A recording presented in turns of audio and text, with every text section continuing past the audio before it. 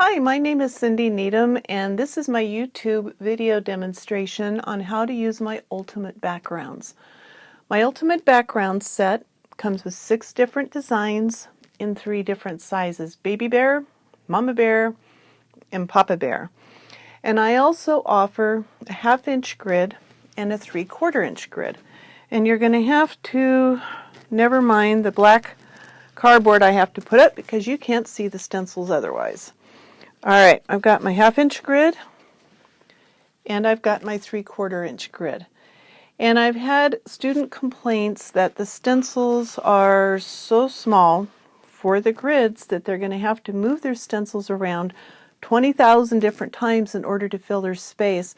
But I'm going to show you a really cool way that you don't have to do that. So with the 1/2 inch grid, if you mark every single line, you're obviously going to have a 1/2 inch grid. If you skip a line, you're going to have a 1 inch grid. If you skip 2 lines, you're going to have an 1.5 inch grid. Same theory applies to the 3/4 inch grid. So it gives you any grid in any size that you want. With grid work, I highly recommend that you mark your grid work on the diagonal grain of your fabric. It looks better and your fabric eases in better. Take your stencil, line it up on that 45 degree on the diagonal grain of your fabric, and mark about 4, 5, 6 lines, as many as you want, in both directions. Then you take your big girl ruler, line it up to your perfectly marked stencil lines, and extend them out in all 4 directions. This will hopefully ensure that you're ending up with that 1/2 inch grid in all 4 corners. Okay, triple lines. Here comes my black cardboard again. The triple lines, we have it in baby size, we have it in mama size, and we have it in papa size. And you'll see in some of my stencils that there is a diagonal line that's cut through at a 45 degree angle. With these lines, you can mark them horizontally, mark them vertically, but if you want to do a triple line grid, let's say that's on the 45, you line this diagonal line up with the horizontal line. You've got your lines going this way, flip it over, they go the other way, and then you end up with a triple line grid background. And that's what this may look like. And I'll get you a little bit closer so you kind of get your faces into it. But I love this background. I use this one a lot. All right. My next are my triangles and my diamonds. And again, I'm offering this in baby size, in mama size, and we have Papa Bear size. And if you look at these, you can see that I've got triangles if you mark every line. But if we eliminate that horizontal line, we end up with diamonds. You can take this and fill it, and I keep going back to my basic 3. Here's our repetitive lines, so we end up with a beautiful repetitive line background. You can also fill the spaces with cathedral windows. As I said before, if you eliminate the horizontal lines, you end up with diamonds. And you can fill the diamonds with repetitive lines, cathedral windows, just like we did the triangles. So I've got a couple samples to show you. Okay, we're going to get this a little bit closer. This is showing the repetitive lines, cathedral windows, and then I scribbled every other triangle. So this is one background. This is another larger triangle done on a pretty silk, and I've done the cathedral windows. And this was a cool one. This is one that I use in my feathers class, where I'm doing the feather orbs. But you can see how I used the diamonds. I used larger diamonds by skipping the lines, and then I filled it in with repetitive lines. Cool background.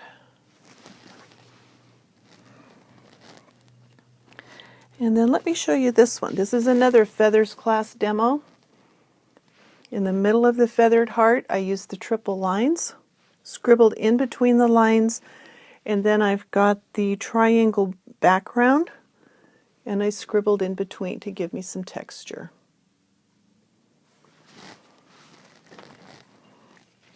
Another cool thing that you can do with the triangles is you can do a chevron background.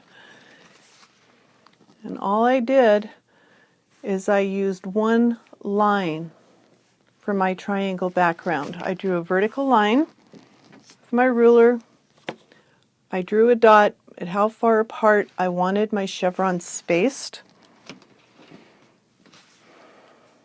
The background, I lined it up on the left-hand side with a dot and drew my lines. Drew my lines, drew my lines. And then you're ending up with a basic chevron background. And you can take that background and you can fill it in or not fill it with anything that you want. And this is my class sample for that. I'm getting ready to do a new one on silk so that it shows up a little bit better. Twisted grid. You can do anything to a twisted grid that you do with this straight grid. Here comes my cardboard again. And we've got this in baby size. And notice that I've got that diagonal line cut through. We've got babies. And we've got mama. And we've got the Papa Bear size. All three sizes.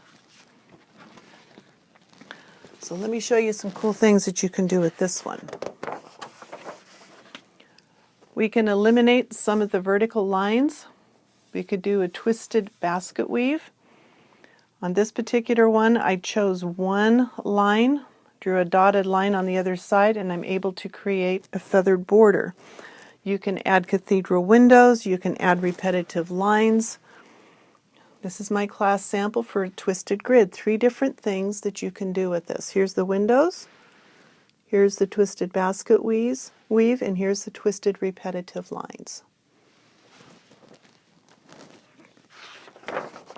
Clams. I love my clams. I use clams constantly. Okay. The babies I love. I use the babies constantly to fill small space. So we've got the baby clams, we've got mamas, and we've got the papas. And I just show, this is just a quick demo showing that you can fill your clams with curved repetitive lines. We've got ginkgos, we've got basket weave. This is what some of the different things that we can do with some of your clams. We have the empty clams, basket weave, ginkgos, and some with some little wispies in there. And these are all in Papa Bear size. And these were my little baby clams that I've used to fill this space. All right, so we have straight up clams, then we have our twisted clams. This is sometimes hard for people to see, but here's your basic clamshell shape. See, here's the bottom end of the clam, here's the top end. Here's the top part of your clam, here's the bottom end. Basically, we've taken the clam, we're flipping it back and forth. So everything that you do to a straight up clam, you can do to a twisted clam. So I filled it with a twisted basket weave with repetitive lines. And that's what the basket weave one looks like. Get a little bit closer for you. These are the repetitive lines. Love the texture that this background gives you.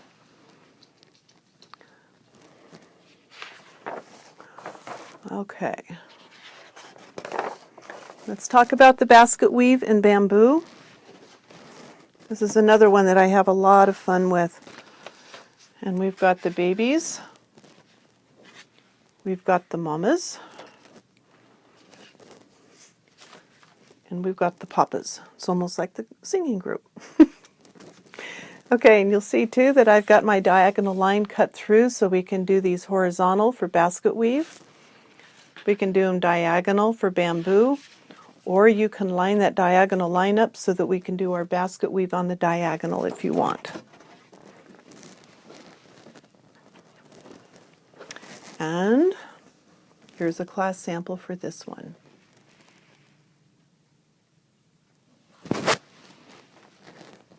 And this was an orphan block for one of my students. I absolutely love how this one came out. And I used the basket weave in my log cabin blocks.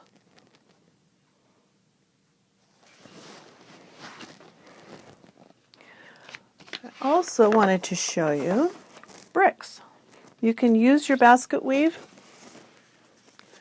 I only used one vertical line. I didn't use all three of them. Almost looks like subway tiles. And you can leave your bricks or tiles just the way they are, or you can fill them any way you want to create all kinds of different textures. And then I have to show this one. I love this block. This has turned out to be one of my favorites.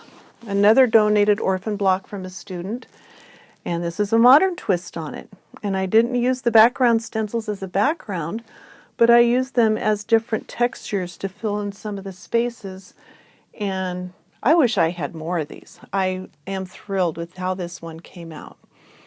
So I hope that the background stencils have inspired you a little bit and show you how you can easily create some beautiful heirloom backgrounds for both your whole cloth and your pieced quilts. The stencils are available for sale on my website at cindyneedham.com, and you can always email me with any questions. Thank you.